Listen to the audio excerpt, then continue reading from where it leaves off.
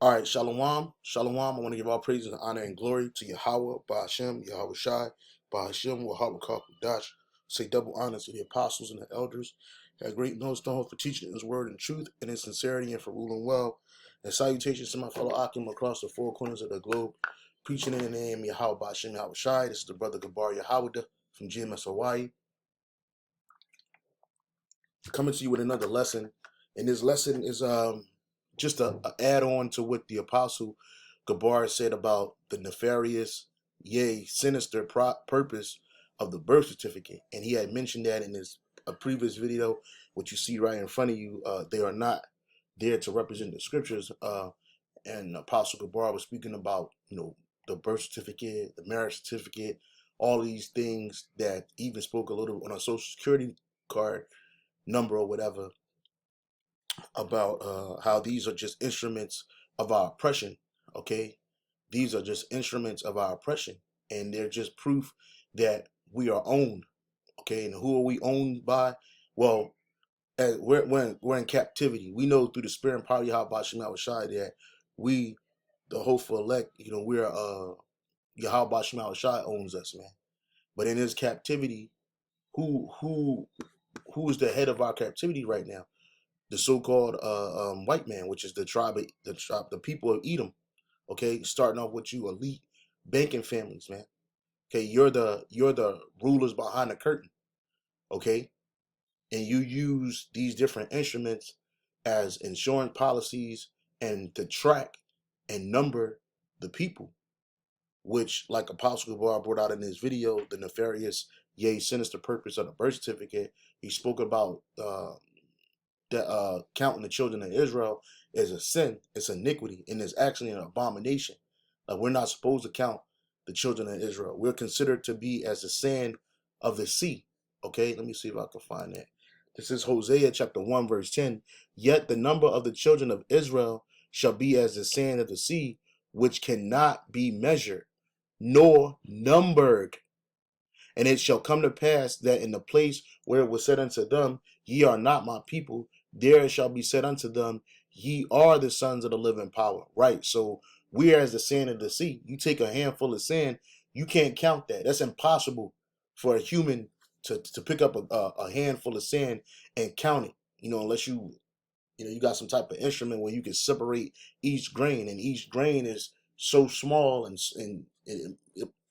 the sand that you see is grains upon grains upon grains. Well, that's how the children of Israel are compared to the Most High. That's how the Most High compares us to the sands of the sea. You can't count the sands of the sea, both inside the sea and on a beach, you on a land. You can't count it. It's impossible.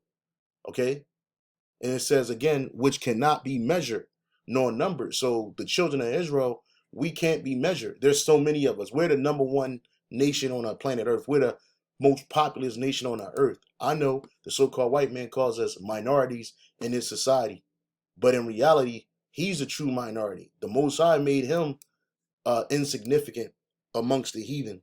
He didn't make us insignificant amongst the heathen, even in our captivity.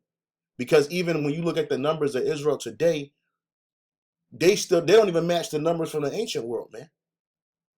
Why do I say that? Because right now, well, the Lord, I'm gonna get that. He said he was gonna make us few in number amongst the heathen, where he was gonna scatter us. Let me see if I can find that. Few in number. And then let me get the scripture from Obadiah. Let me get the scripture from Obadiah, because Esau, he's the real minority in the world when it comes to nations. All right, even though he spread himself out amongst the nations too, he scattered himself purposely amongst the nations to try to hide.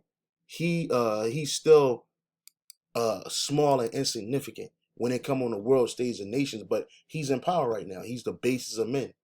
Okay, so this is Obadiah 1:1. It says, the vision of Obadiah, thus saith the Lord power, concerning Edom, we have heard the rumor from the Lord, Yahweh Bashim Shai, an ambassador is sent among the heathen. Arise ye, and let us rise up against her in battle. Behold, I have made thee small among the heathen. thou art greatly despised. So, and when you look at that word for small in the Hebrew, there is quatan, and it says young, small, insignificant, unimportant. And this is the reason why Esau is always putting himself in the forefront, always putting himself on TV as a people of the ancient world. As you know, if any great nation ever existed, it started and ended with him. You know, he speaks these great things. Why? Because in reality, this dude is insignificant. He's small. He's unimportant. And hey, even Edomites that go to the spirit world and they come back, they'd be like, "Hey, I wasn't important in heaven in the spirit world." Why? Because you Edomites are hated by the Most High. Okay, and so in reality, the world's minority is really the so-called white man. He's just the ruling minority, not the ruling majority. And when you go to Genesis, I'm sorry, when you go to yeah, this is it right here. This is Deuteronomy 4 and 27. He says, and the Lord shall scatter you among the nations, and ye shall be left few in number among the heathen, whither the Lord shall lead you. So we are scattered in all these different nations for our iniquities, right? For our sins, right? And amongst these nations, we were what? Few in number. So, and then on top of that, and Deuteronomy 28:62, this is another curse, and ye shall be left few in number, whereas ye were as the stars of heaven. For and you can't count the stars of heaven. When you take a picture, you can take a small snapshot of space, and Esau can't count them stars, man. He got to create some type of algorithm or some type of scientific thing to try to count it, and even that's wrong because there's constantly stars being made, just like there's constantly Israelites being made. And ye shall be left few in number, whereas ye were as the stars of heaven for the multitude, because thou wouldest not obey the voice of the Lord thy power. You see, so the Lord said we were going to be few in number when we were scattered amongst his people, and the reason why was for our disobedience. But even though and when it says few in number, you gotta understand we are scattered. When you scatter something, you kind of you separating it. And then like here in America, Esau used nation so-called ethnicities to separate the children of Israel. And what I mean by that, you have children, so-called the tribe of Judah being so-called Black Americans, and even within the so-called Black Americans, you got uh, Benjamites and Levites, so-called Haitians and West Indians, scattered amongst them, right? Whereas in the ancient world, when the Lord gave us our land, the tribe of Judah went to the southern portion of Israel. The tribe of Simeon went to the central southern portion. Ephraim, they took a big portion. The tribe of Manasseh had to be split up because they were a big tribe and they got certain portions of the land. So you had Judites in the concentrated areas, and like it says in Exodus, the more they oppressed us, the more we grew in number. So our people are constantly growing in number, man. So that's why you can't count you can't count us. And on top of the fact, the Most High Yahweh Shai Shai said that it's an abomination to do so, which we're going to get into that story, which Apostle Bar he got into it in this lesson. All right, but this is Psalms 83 and 1. It says, "Keep thou not silence, O power, hold not thy peace, and be not still, O power, for lo, thine enemies make a tumult, and they that hate thee have lifted up their head." And Esau, he hates the Most High. But yet out of his same mouth, he'll say, God bless America, or God bless the world, or the Bible is the book of the law of the land. But he don't follow none of that, and he don't believe in the Most High. The Most High is not in his thoughts. It says, they have taken crafty counsel against thy people. And one of those crafty counsels that they taken against the Lord's people are the birth certificate, the so-called birth certificate, certificate of or record of birth, and and the social security numbers, man. All of these things are used to track and um to keep record of the people, and not only the Israelites, but even the other nations. Even other, and all the nations follow after this custom with the national ID numbers, which our social security numbers are like are national ID numbers. They don't call them national ID numbers, but in other countries they're called national ID numbers. And then you get a birth certificate, which these are nothing more than bond notes kept on us, man. And they know who you are. Okay, even with birth certificates, they know exactly. They put your birth your birth your so-called ethnicity on your birth certificate, so they know if you a Jake, or they know if you a Edomite, they know if you another nation. All right, and then immediately after that, they bring that paperwork in a hospital and have you sign it and filling it out. What they do, they get that social security number paperwork put in there. And it's real quick. They just had you fill some paper, a little small sheet of paper out, and you give it to them. And next thing you know, you got a birth certificate coming in the mail, and you got well, you got to go here in Hawaii. You got to go through a process to obtain a birth certificate. But once you obtain it, because they got this thing called a birth of record or something like that, a record of birth. You got to bring that to the office, and then the office will give you a birth certificate for your kid. All right, but these things are used as as record keepers, and you're not supposed to do that when it comes to the children of Israel. You ain't supposed to number us. All right. So it says that's part of their crafty counsel. They've taken crafty counsel against thy people and consulted against thy hidden ones. They have said, let us. They have said, come, let us cut them off from being a nation. This is the reason why they split us up into different ethnicities, whether that be Latin, Hispanic, non-white, or Hispanic white, or other. The most prominent ethnicities on those boxes which you gotta check are black, which there's no such thing as black people, white, and there's no such thing as white people, and Hispanic, and maybe a Native American, or they'll say Hispanic, Native American, non-Hispanic. These are the type of things, and everybody else is just other. If you are Chinese, some type of Korean, other Pacific Islander, other. So it says, they have said, come, let us cut them off from being a nation. And so again, they cut us off from being a nation as a group of people, as one nation. Like you have the Moabites, which are called the Chinese. There's a nation of people. Well, the Israelites are a nation of people. The so-called black, Latino, Native Americans, Seminole Indians on their father's side, they're Israelites. They're one people. They're not different. But because of our captivities, they taught us different languages, whether that be English, Spanish, Portuguese, French. Okay, they teach us these different languages, and they use language what they further separate us, because now you have a language barrier. Then they put you in these categorizations, and now you have a categorization barrier. So now the Israelites they're the same people, they'll live next to each other and think that they're very different, but in reality, they're the same people. But this is part of them cutting us off from being a nation. Come, let us cut them off from being a nation, that the name of Israel may be no more in remembrance. And when you don't answer to this census that they have here, they'll keep calling you. They'll keep blowing your phone up and all of that. They'll come by your house.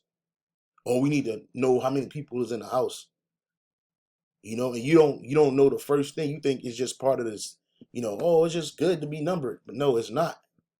We ain't supposed to be numbered.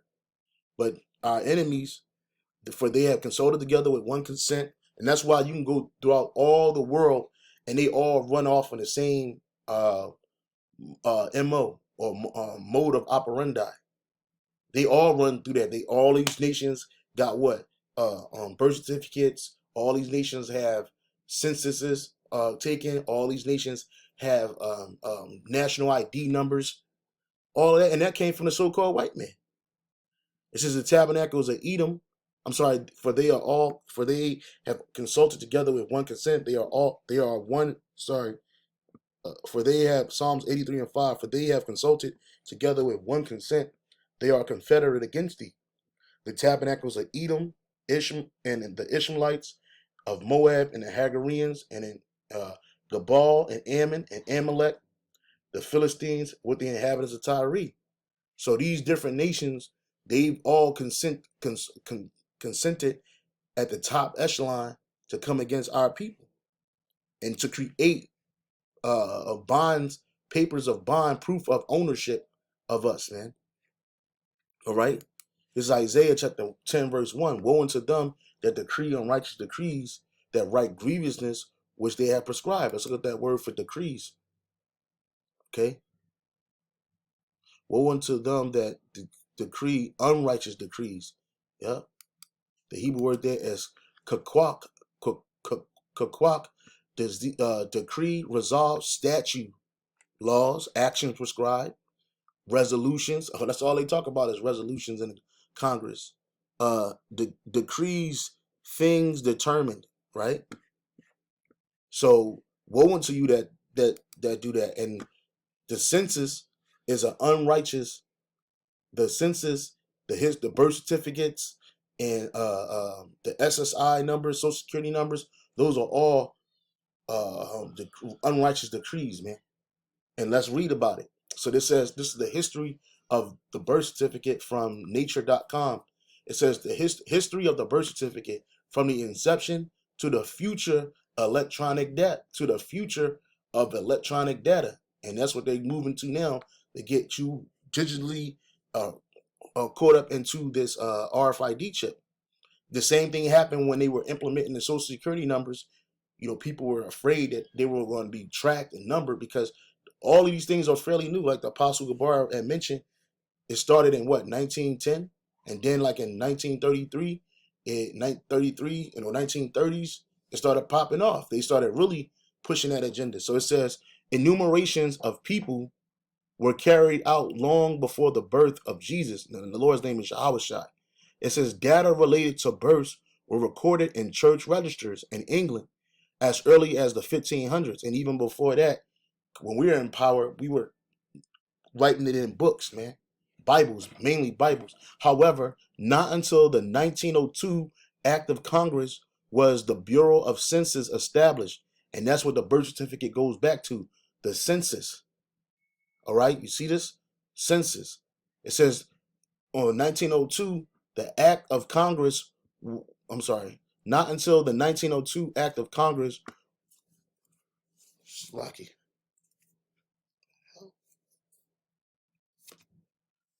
It says, not until the 1902 Act of Congress was the Bureau of Census established as a permanent agency to develop birth registration areas and standard registration systems. Although all states had birth records, and not by 1919, the use of the standardization or standardized version was not uniformly adopted until the 1930s. And in 1989, U.S. Standard Birth Certificate revision. The format was finally uniformly adopted to include check boxes to improve data quality, completeness. The evolution of the 12 federal birth certificate revisions is reflected in the growth of the number of items from 33 in 1900 to more than 60 items in 2003 birth certificates. As birth registration has moved from paper to electronic, the birth certificate potential utility has broadened, yet issues with updating the electronic format and maintaining quality of data continue to evolve. It says right here, the inception of the birth registration. Public health statistics have come to be regarded as indispensable tools for proper planning, management, and evolution of many health programs. The compilation of vital statistics is of ancient origin. Before the birth of Jesus, counting the characterization of populations were undertaken, notably in the Old Testament, China, which there was no counting of the people. When, because I know what they're referring to right here, and I got it up. There's Numbers. This is Numbers chapter 1, verse 1 through 2. All right. When they were talking about this, it was for war purposes, but that's what it's for today. Okay, it says, let me see. Let me just go to the scripture. Numbers 1, verse 1 and 2. Numbers 1.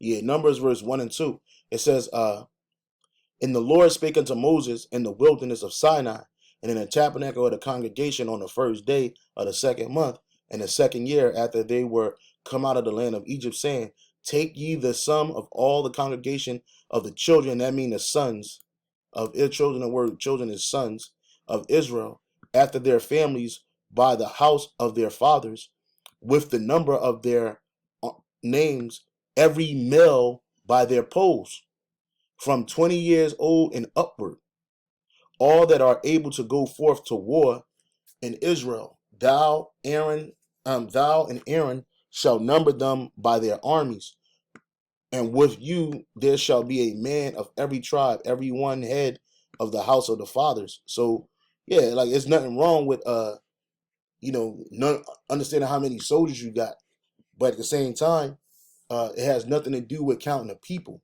So let me go back to this. It says it says it says before the birth of Jesus, counting the characterization of population were undertaken notably in the Old Testament. China, Egypt, Persia, and these are all heathen nations. China, Egypt, Persia, Greece, and Rome. And this is Rome all over again. The primary purpose were for taxation and determination of available military manpower. Data related to births were recorded in elementary form in church registers in England as early as the 1500s. It says early American colonists who came from England were accustomed to recording their church-related events such as christenings. Therefore, in 1632, Grand Assembly of Virginia legally convened to annually presentation of these events, which translated into recording births to ensure individual rights, primarily for property.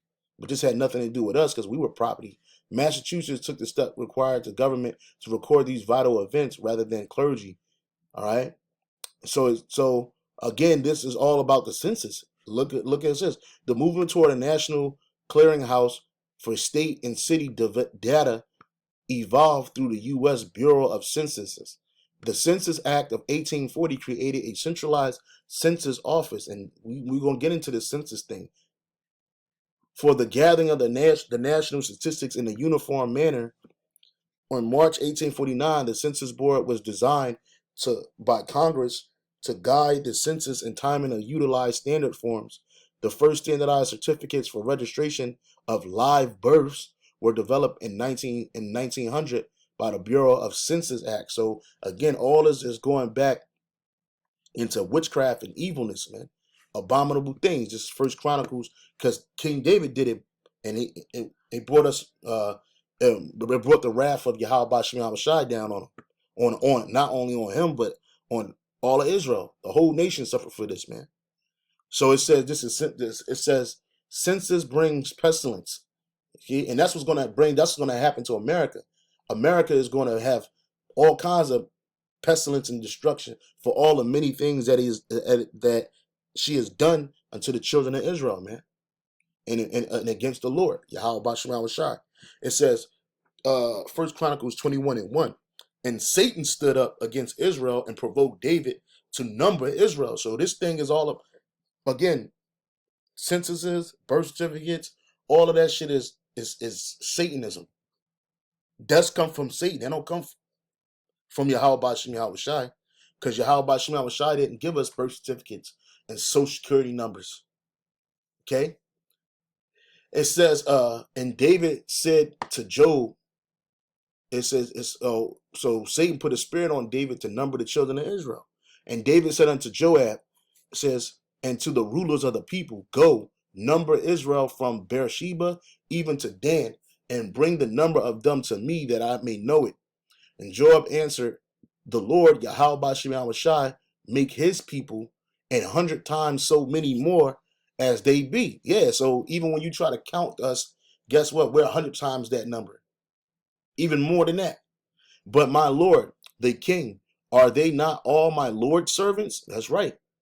It says, why then doth my Lord require this thing? Why will he be a cause of trespass to Israel? And that's exactly what that is. This is, this is exactly the stuff that Apostle Gabar was going into. He was saying the same thing. He's reading the same thing.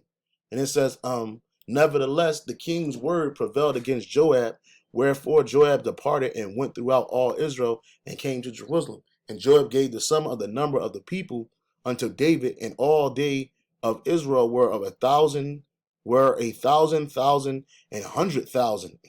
That's a million, man. Million men that drew sword, and Judah was 403 score, and 10,000 men that drew sword. But Levi and Benjamin counted he not among them, for the king's word was abominable to Joab, and the Most High was displeased with this thing. Therefore he smote Israel. Okay?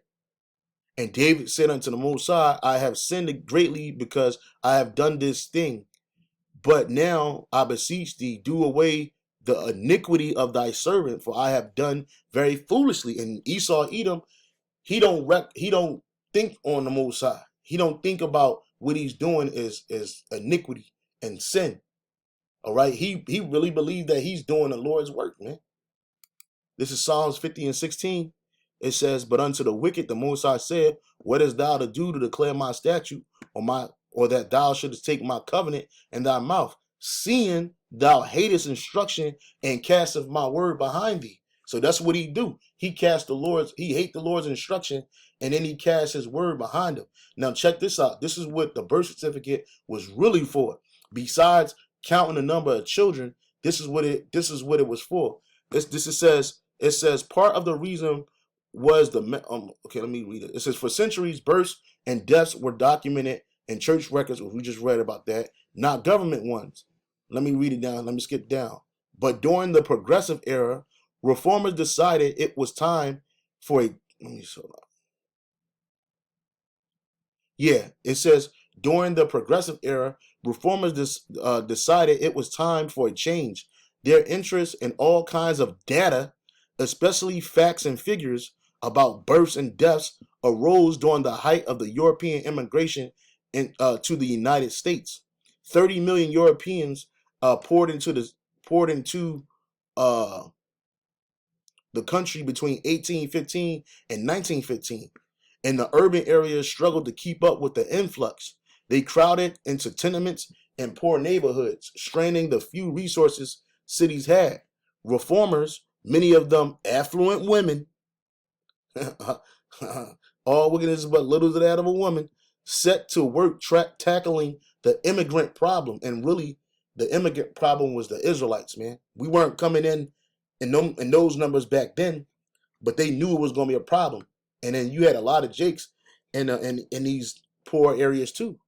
It says that's where we live at. That's where our people grow up in here. It says they hope that by counting and characterizing, that's what they do. They said they hope that by counting and characterizing the people who lived in cities, they could illustrate the extent of the problem. And that's what they do. And we're the problem. The Negro problem, the Spanish, the Latin problem, the Native American problem. We're Esau's problem. And that's what that's for. So when they go through these birth certificates and these social security numbers, they know exactly where you live at. They know which area you come from. They know your nationality. And they know how to oppress you, man. It says they could illustrate the extent of the problem and figure out ways to tackle it. Statistics, they thought, could also illustrate more modern ways to solve public health problems and optimize city life. And you already know that the healthcare industry is against Israelites, man. We know that for a fact. It says, and so the progressive craze for counting, can you see how birth certificates all go back to counting? Counting began. Reformers made maps, and listen to this. Reformers made maps of ethnicities, man. List of unemployed. But when it came to public health, they lacked data. They began to pressure the U.S. Bureau of Census to register all births.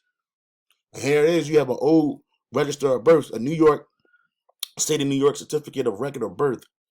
You know, you see, the Bureau began to roll out standardized birth certificates in different areas of the country, and the state gradually adopted them, that gradualism. But the early birth certificates didn't look like they do now. They capture only the brief outline of a child's identity. and its parents. And that's another thing. Like Apostle Gabar mentioned, these birth certificates don't tell our true identity. They'll say black, African American, well, they don't even say African, they say black. They'll say Latino, Hispanic, non Native American. But that's not those are not our nationalities, man. That all goes back to the that veil, that covering cast. Isaiah 25:7. Isaiah 25:7. It says, and he will destroy in his mountain the face of the covering cast over all people, in the veil that is spread over all nations. Yeah, that's part of that characterization of us, man. All right. So that was that on a birth certificate. Here's a social security number. Social security numbers. And like Apostle Gubar mentioned, a lot of these things, the birth certificate really took fruition during the New Deal. Okay, under President Franklin Delano Roosevelt, or FDR. Social security numbers served as a sort of national ID for American citizens, but it wasn't always that way. When economist Edwin Witt helped develop the Social Security Act of 1935, the numbers were solely a way to keep track of new retirement systems. Witt, let me read it now. It says, even so, the assignment of Social Security numbers, or SSNs, was controversial. The U.S. government had never distributed individual numbers like this before, and they got a lot of this stuff from the Nazis. They got a lot of that stuff from the Nazis. It says some were frightened of giving the government the ability to have a number to track people, and that's exactly what the Social Security number is for. Even Colin Powell even said that he had a Freudian slip, and he said that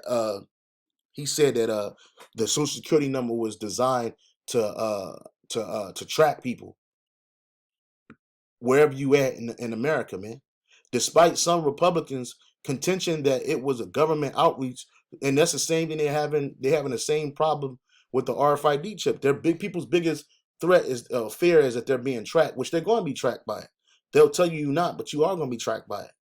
Despite some Republicans' contention that it was a government outreach, Social Security Act passed in the Democratic-led Congress in August 1935, and the first SSN number was issued sometime in mid-November. And this is Franklin Delano Roosevelt signing that act. And look, it's nothing but Edomites, man. Devils, demons, okay? Edomites. You see? It says at first Social Security was only meant for certain workers. Domestic workers and agricultural workers and small business employees were ineligible, and federal employees weren't part of the program because they already had government pensions for retirement. The program mainly targeted large private companies, requiring them to offer Social Security to their employees, man. Over the next few years, the government created millions of them, while the Social Security Board was still setting up offices around the country. The post office played a huge administrative role by distributing and collecting applications and generating Social Security numbers. And this is the reason why when you go into our the black community, the majority of black uh, what's associated with their Social Security numbers, bad credit. They know how to start you off in the system as you're not good for credit. But the so-called white man, as soon as they be born, they get their Social Security numbers, and they're they get whatever benefits are created for them, man. You see? It says subsequent legislation over the next few decades expanded the eligible Social Security pool until it included all American citizens, including children. When the U.S. first passed the act, only adults could sign up for Social Security. But by 1989, when the enumeration at birth program made it easier for parents to apply for babies' SSNs as soon as they were born, as soon as they're born, that had changed, that had all changed. Today, Witt notes that you have to provide your children's Social Security number in order to claim them as dependents on your taxes, man. And it all goes back to counting the children of Israel, man. All of this is wicked. All of this is evil. Even the enumeration at or the enumeration of birth at birth, or the EAB, it says is a program that allows parents to complete applications for SSNs for their newborns as part of the hospital birth registration process. About 96% of Social Security numbers for infants are assigned through the EAB process. This is when the kid is born. Like Apostle Gabar mentioned, you shooting a woman up with all kinds of drugs. The men are illiterate about this whole thing, and they basically they make it so you can't live in a society without these things: a birth certificate and a social security number. If you don't have these things, it's like you don't exist, man. Same thing gonna happen with that RFID chip. Plus the jurisdiction of New York City, all 50 states plus the jurisdiction of New York City, the District of Columbia, and Puerto Rico participate in the EAB. And the definitions of the definition is an infant is a child in the first year of life, and state vital records agencies and all of that stuff, man. And when you look at that word for to enumerate, it just means to count. And then Apostle Bar brought out this, the Vatican owns everything, off of wordsmith.com, all right? And they talk about the birth certificate too. It says basically what it's saying is that all of the souls in the world are, so it's like, since the bull declared, um let me see, it says aside from all that is written, the bull ends. Let me read it up. It says on 18 November 1302, Pope Boniface the 8th, issued a papal bull called Unum Sanctum. Aside from all that is written, the bull ends with the following statement: furthermore, we declare, we proclaim, we define that it is absolutely necessary for salvation that every human creature be subject to the Roman pontiff. And you already know this wickedness and evil. You know what I mean? It says, since the bull declared that Roman pontiff has supreme control over the material world, he states that the body, our body, is governed by the soul of the soul, by the soul, and the soul is governed by the ruler of the spiritual. Therefore, the Roman pontiff is the governor of both soul and body. Which you Edomites, you're not the rulers uh, of of of us, man. Yahweh Bashim Shai is the ruler of our soul and body. You just got us in captivity, nigga. Basically, what it's saying is that all souls in the world belong to the Roman Catholic Church. Apparently, at least in theory, they do, because no one has dared challenge their claim. Your birth certificate is a title of the soul that they own in their registries. They have registered you, and that is a title to your soul. Like the bank holds a title to your car because you are in debt to them. In fact, your social security card is issued to you with your name in all capital letters, which indicates chattel to a corporation. And these corporations that we are chattel to are these countries, man. So yeah, man, I just wanted to bring that out because you ain't supposed to number the people, bro. This is W. Benny's uh, words about this. It says a few words about census, which is being taken day to day in every town, every hamlet, every hamlet, every remote habitation of the United Kingdom, from the English Channel to the seas of the surge round at the Shetlands Islands. There are still some people, not many, let us hope, who have the scruple about filling up the census papers. They are haunted with apprehension that there is something wrong, something dangerous about the business. Did not King David transgress the number of people, numbering the people? Did he not by so doing bring God's wrath upon his kingdom? Would that which brought guilt and sorrow on David be right or safe for us? What are we to say to these scrupulous persons? It says, I have not time to go into the question that I've been raised about the real nature on David's sin. One thing is plain: the evil lie not in taking the census, but in the intention of particular census. David was a man of war. In his hands was the kingdom, was was in danger of becoming despotic military monarchy, such as the nations of the world have had occasion to know too well, man. So yeah, it's just it's evil. It's evil, and the Most High is going to destroy you, Edomites, for what you've done.